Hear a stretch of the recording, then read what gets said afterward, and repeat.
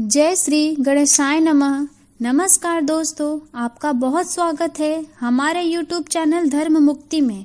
आज हम इस वीडियो में जीवित पुत्र का व्रत की कथा सुनेंगे।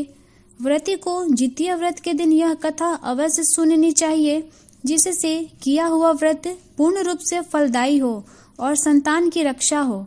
दोस्तों, अगर आपको हमारी वीडियो पसंद आती है तो वीडियो को लाइक करें और चैनल को सब्सक्राइब करना ना भूलें। कमेंट बॉक्स में हर हर महादेव लिखें और अपना सुझाव जरूर दें। तो चलिए वीडियो की शुरुआत करते हैं। जीवित पुत्र का व्रत हर साल अश्विन माह के कृष्ण पक्ष की अष्टमी तिथि को मनाया जाता है। जितिया का व्रत संतान एवं सुख सौभाग्य के लिए रखा जाता है, जिसमें माताएं अपने संतान की दीर्घायु और संपन्नता की कामना करती हैं। जीमूत वाहन से यह कामना करती हैं। विधिवत पूजन कर व्रत कथा सुनती हैं। जीवित पुत्र का व्रत की कथा इस प्रकार से है। एक समय नैमिषारण्य के रहने वाले सब मुनि लोग संसार के ऊपर कृपा की इच्छा से सूर्य से पूछने लगे, इस भयंकर घोर कलयुग में बालक बहुत काल तक जीने वाले कैसे होंगे? सूर्य जी बोले, द्वापर के अंत में जब कलयुग प्रवृत्त हुआ तब दुखनी स्त्रियां विचार करने लगी कि माता जीती हैं, उनके आगे लड़के नष्ट हो जाते हैं। ऐसा निश्चय करके गौतम ऋषि के पास सब मिलकर गईं। सुख पूर्वक महात्मा गौतम एकांत में बैठे थे। उनके आगे स्त्रियां नम्रता पूर्वक खड़ी होकर कहने लगी, इस भयंकर समय में किस व्रत से या तप से हम लोगों के लड़के जीवित रहेंगे? ऐसा निश्चय करके हे प्रभु आप कहिए। ऐसा उन स्त्रियों का वचन सुनकर गौतम जी कहने लगे, हे स्त्रियों, जैसा मैंने पहला सुना है वह आप लोग सुनो। महाभारत का युद्ध जब समाप्त हो गया, युधिष्ठिर जी दुखी हुए। अश्वत्थामा ने उनके पुत्रों को जब मार डाला, तब इस शोक से घबराई हुई द्रौपदी मरे हुए पुत्रों को देखकर अपनी सखियों के साथ महाराज धौम्य के पास गईं।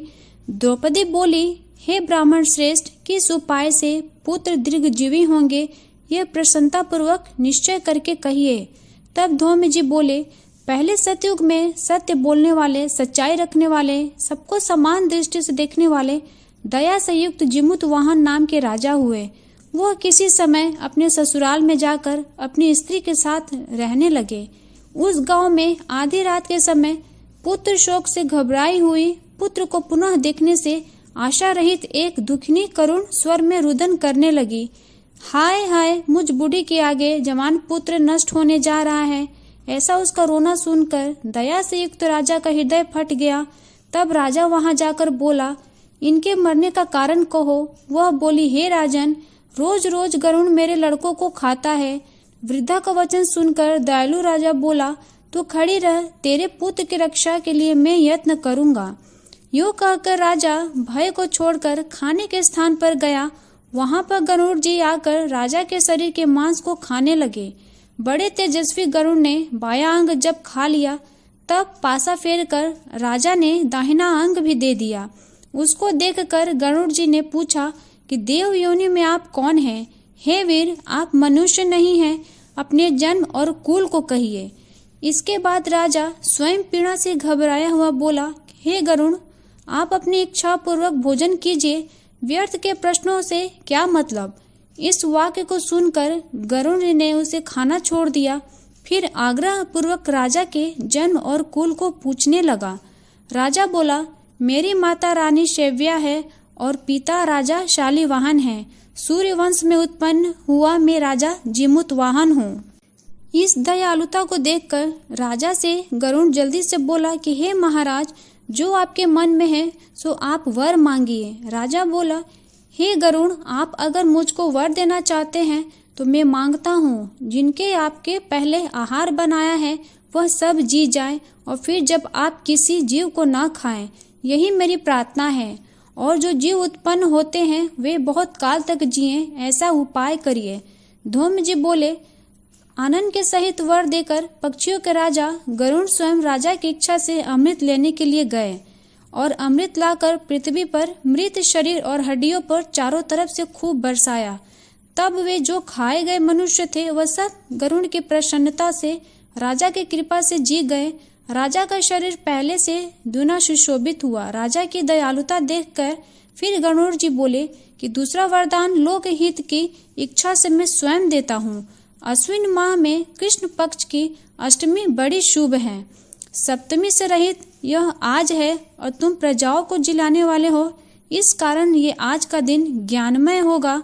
श्री दुर्गा जी की मूर्ति का बहुत भेद है जो तीनों लोक में पूजनीय है। हे वत्स, आज अमृत के लाने से इस अष्टमी का नाम जीव पुत्रिका हुआ और ये देवी हैं, दुर्गा हैं। इस अष्टमी तिथि में जो स्त्रियां जीव पुत्रिका का पूजन करेंगी और कुशा से तुम्हारा रूप बनाकर श्रद्धा और भक्ति से पूजन करेंगी, उनके सौभाग्य की वृद्धि और वंश की वृद्धि निरंतर होगी। हे महाराज, इसमें कोई संशय नहीं है। सप्तमी से रहित जो अष्टमी है उसमें उपवास करें, जिसमें सूर्य नारायण उदय हो, वही अष्टमी है, और पारण नवमी के दिन करें। सप्तमी के सहित अष्टमी नहीं करना चाहिए, नहीं तो कोई फल नहीं होता और सौभाग्य भी निश्चय ही नष्ट हो जाता है। इस प्रकार से गरुड़ जी राजा को वरदान देकर विष्णुपुर बैकुंठ को चले गए। राजा भी अपनी स्त्री के साथ अपने नगर को चले गए। हे देवी, यह बहुत दुर्लभ व्रत, मैंने कहा जिस व्रत के प्रभाव से लड़के बहुत दिन तक जीवित रहते हैं, यह वास्ते है देवी। इस व्रत को पूर्वोक्त विधि से करो और इसमें पार्वती जी शैलपुत्री जो हैं उनका पूजन करो, तब तुमको फल प्राप्त होगा। मुनि के इस वचन को सुनकर द्रौपदी ने बहुत प्रसन्न होकर ग्राम की सब स्त्रियों को बुलाकर इस उत्तम व्रत को किया। गौतम ऋषि बोले, इस व्रत के प्रभाव से सुनकर चिल्ही ने किसी सुंदर सखी सियारिन से कहा। उसने भी इस व्रत को स्वीकार किया। किसी पीपल की डाली की छाया में रहकर चिल्ही व्रत को करने लगी। उसी पीपल के खोंडर में सियारिन भी व्रत करने लगी। कहीं पर उत्तम ब्राह्मण के इस कथा को सुनकर चिल्ही ने अपनी सखी सियारिन जी को खोंडर में बैठी थी, उसने कहा। आदि कथा को सुनकर भूख से दुखी शरीर वाली सियारिन खोंडर से निकलकर जल्दी से मुर्दों से भरे हुए मशान पर गई। वहां जाकर अपनी इच्छा पूर्वक सियारिन ने मांस को खाया और चिल्ही ने निर्जल व्रत किया। तब प्रातः काल हो गया। गौशाला में जाकर सुगंधित युक्त सुंदर जल पिया। वहीं पर स्वस्थ चित्त से नवमी के दिन नवमी में पारण किया। कुछ ही दिनों के बाद दोनों ने अपने शरीर को छोड़ दिया। बाद में कौशलपुर में किसी धनी के घर संजोग से दोनों एक ही घर में जन्म हुआ। बड़ी बहन सियारिन हुई, छोटी बहन चिल्ही हुई। संपूर्ण लक्षणों से युक्त उसको जाति का स्मरण रहा। बड़ी बहन काशीराज ने ब्याही, छोटी बहन ने काशीराज के मंत्री ने ग्राहपट अग्नि के समीप में विधि पूर्वक ब्याह किया। पूर्व जन्म के फल से जाति का स्मरण रखने वाली दीवान जी की स्त्री ने 8 पुत्र उत्पन्न किए। 8 वसुओं की माता की तरह उनको देखकर राजा की स्त्री राजा के आगे ईर्ष्या क्षमता के साथ बोली, हे नाथ, मेरे वचन को आप पूर्ण करो। जिस रास्ते से मेरे लड़के यमराज के यहाँ गए, उसी रास्ते से अगर हमारा जीवन चाहते हो तो मेरी बहन के भी लड़कों को पहुंचा दो। यह सुनकर राजा ने वैसा ही किया। उसके बाद जीवित पुत्रिका ने उसको जिला दिया। एक समय वन में उनके सिर काटकर बांस की दौरी में रखकर उसके घर भेज दिया। वे सब सिर अनेकों रत्नों में युक्त हो गए। बिना चोट फोट के सब जी गए।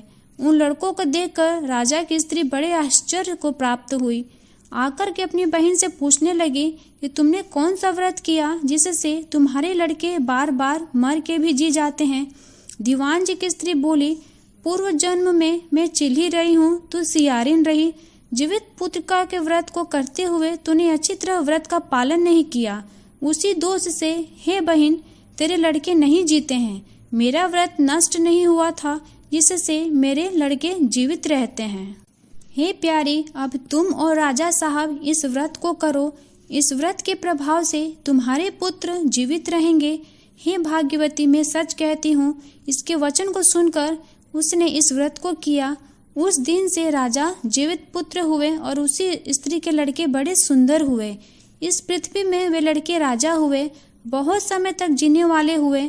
सूत जी ऋषियों से बोले, ये मैंने सुंदर व्रत संपूर्ण सौभाग्य को बढ़ाने वाला कहा है। पुत्रों को दीर्घ जीवन की इच्छा वाली स्त्रियां इस व्रत को करें।